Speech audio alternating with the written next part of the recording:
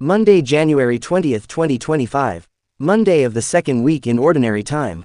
First reading. A reading from the letter to the Hebrews.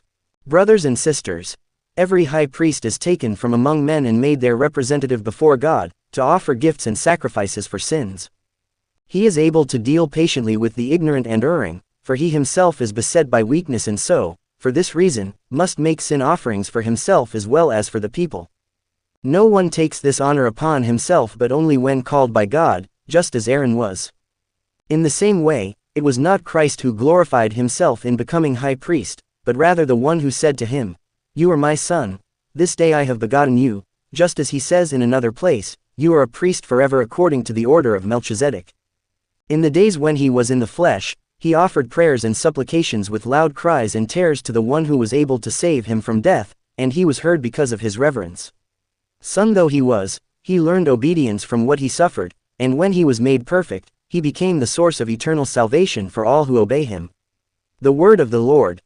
Responsorial Psalm. Let our response be, "You are a priest forever, in the line of Melchizedek."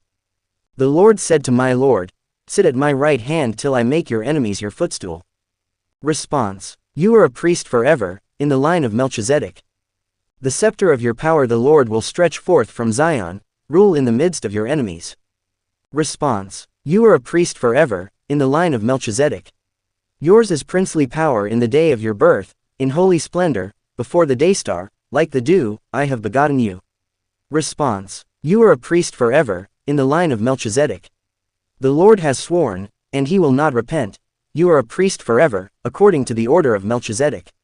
Response. You are a priest forever, in the line of Melchizedek. Gospel reading. A reading from the Holy Gospel according to St. Mark. The disciples of John and of the Pharisees were accustomed to fast.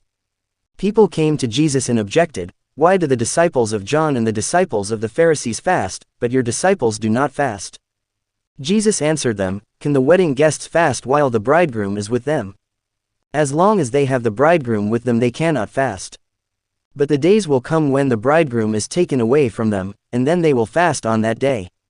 No one sews a piece of unshrunken cloth on an old cloak.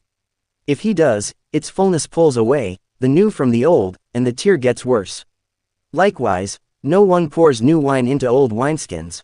Otherwise, the wine will burst the skins, and both the wine and the skins are ruined.